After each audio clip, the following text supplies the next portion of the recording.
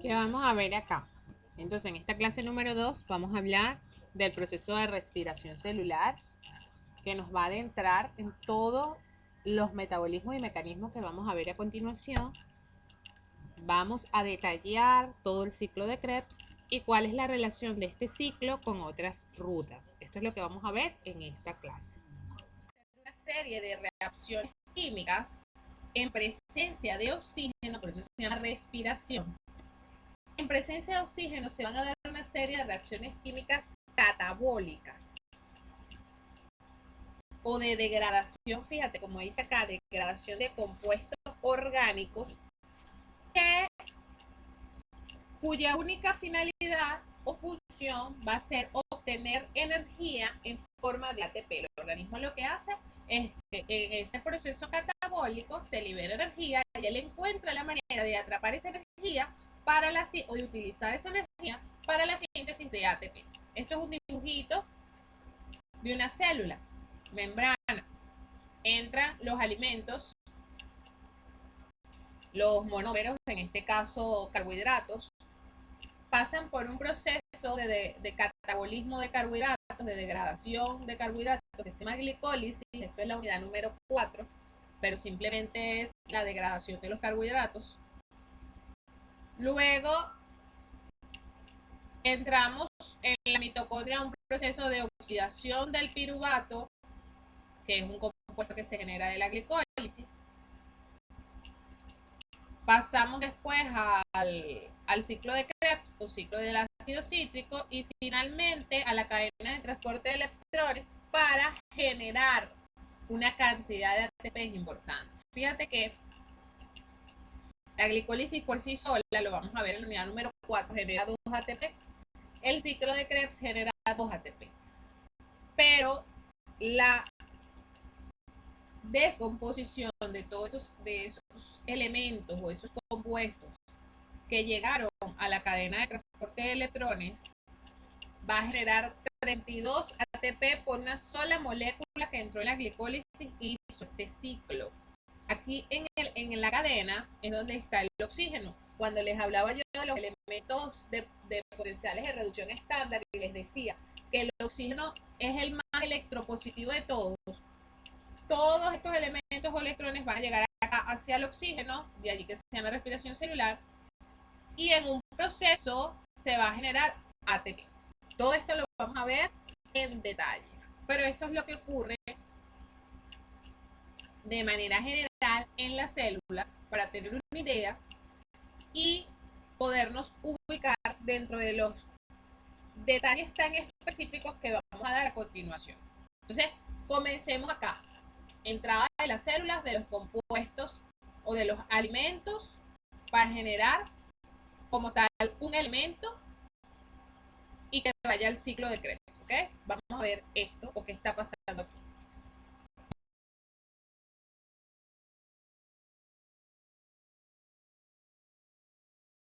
Nos vamos entonces a meter en el ciclo que es llamado ciclo de Krebs, ciclo del ácido cítrico o de los ácidos tricarboxílicos.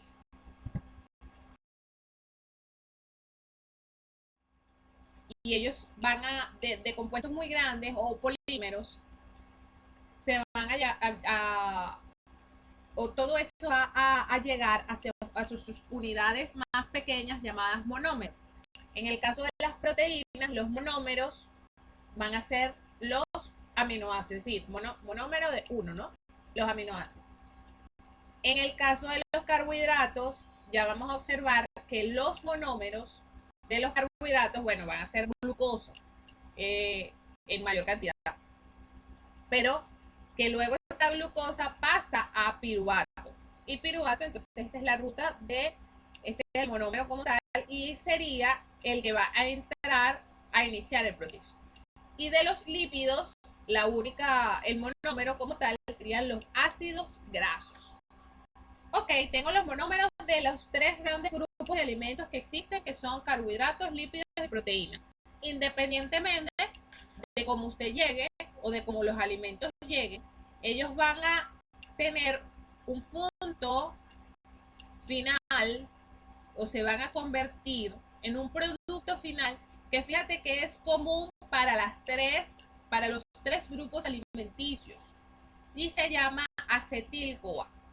El acetil-CoA es entonces la puerta o el producto de entrada hacia el ciclo del ácido cítrico o ciclo de Krebs. Es el punto de conversión final de los tres grupos de alimentos. Muy bien. Luego, ese acetil-CoA va a sufrir, todos estos son procesos oxidativos, muchachos. Va a sufrir un proceso de oxidación, donde van a ocurrir una serie de reacciones, para finalmente ir después a algunos elementos a la cadena respiratoria y ver la cantidad de ATP que vimos que se formaban, que en este caso era 32 ATP. Ahora, ¿dónde se da el ciclo del ácido cítrico? Eso lo vamos a aprender desde ya, y creo que está por acá.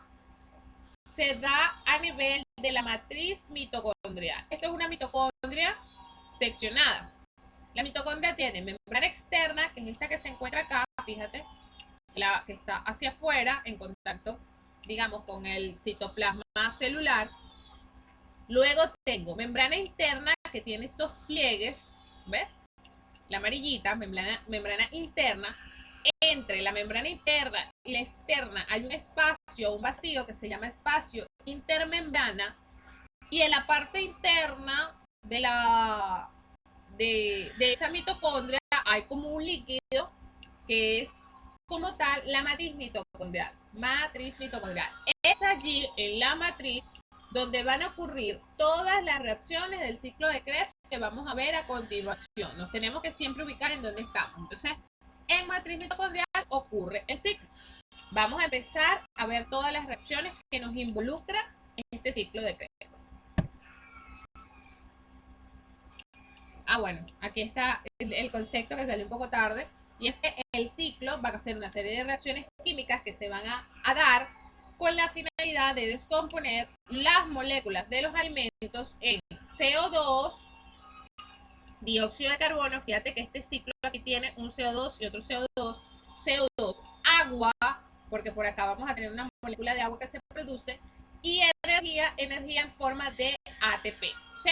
Realmente el ciclo van a ser unas rutas catabólicas de oxidación, en donde las moléculas de los alimentos van a producir CO2, agua y energía, ubicado entonces en matriz mitocondrial.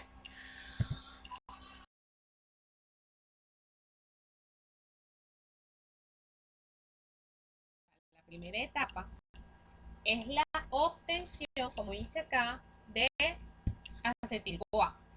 ¿Okay? Esta primera etapa es vamos a ver la obtención de energía. En realidad, en toda la unidad vamos a ver la obtención de energía a partir de carbohidratos. Obtención de ATP a partir de los carbohidratos.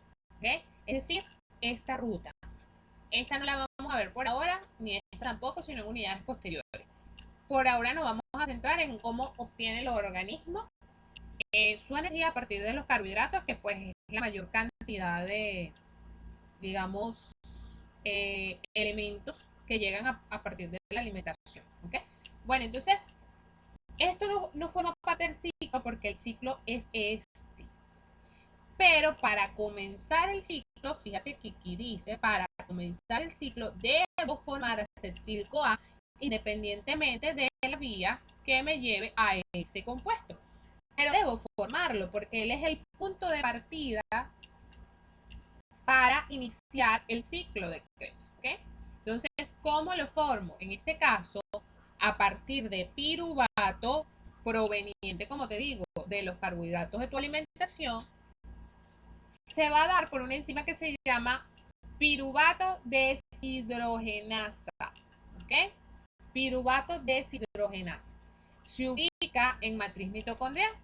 Es decir, este piruvato tuvo que haber entrado a la mitocondria, caer allá dentro del líquido, les dije, de la matriz, y es allí donde se va a empezar o van a empezar a ocurrir todos los procesos que vamos a ver a continuación.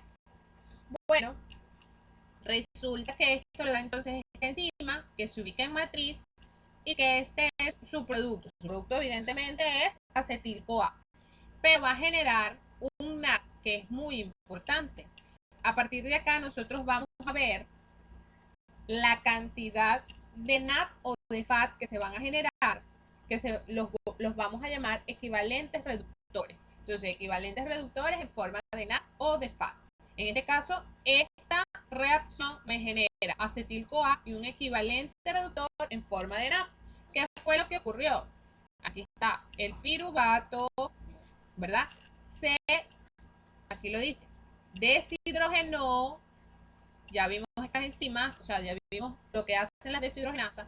Es decir, se oxidó ese piruvato, los hidrógenos de esa oxidación fueron pasados a una coenzima que se llama NAD y se formó un equivalente reductor en forma de NAD reducido y por consiguiente el acetil-CoA producto de la reacción final.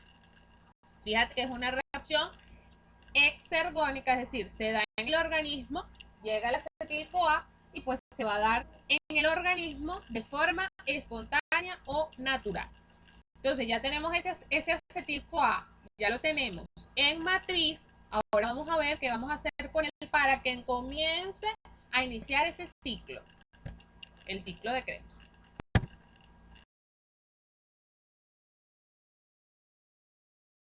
Que esa enzima, piruvato deshidrogenasa, realmente se llama complejo de la piruvato deshidrogenasa. Complejo de la piruvato deshidrogenasa. ¿Qué quiere decir complejo? Pues que trabaja con, de hecho, es 3 enzimas, trabajan varias enzimas y varias coenzimas unidas. Es este dibujo que está acá. Les explica todo el proceso que hace cada quien. Esto no lo vamos a aprender, sino simplemente para que ustedes vean realmente que ya es una estructura compleja. Es decir, todo esto que está acá, todo esto, es el complejo de la piruvato deshidrogenasa. Todo esto, ¿eh? Y bueno, las reacciones que realiza.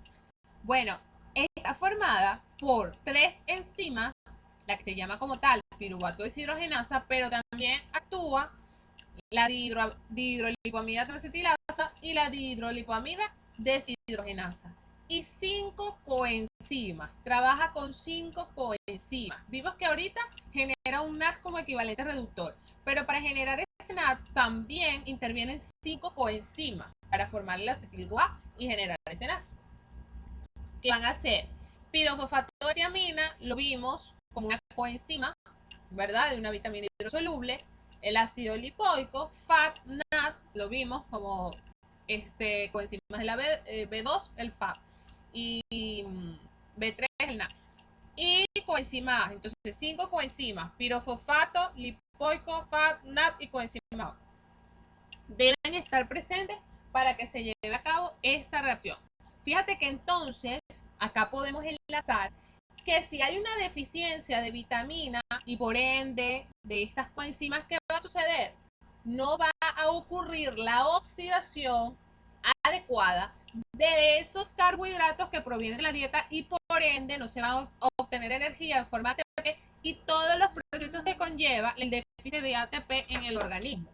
Desde que las bombas sodio, potasio, son de ATP y todos los procesos anabólicos, todo lo que se ve afectado por síntesis de ATP a partir de la oxidación de carbohidratos por la falta de vitaminas y por ende de esas coenzimas. ¿Okay? Entonces, bueno, ahora sí, vamos a ver cómo ese acetil-CoA empieza o inicia ese ciclo para generar ATP.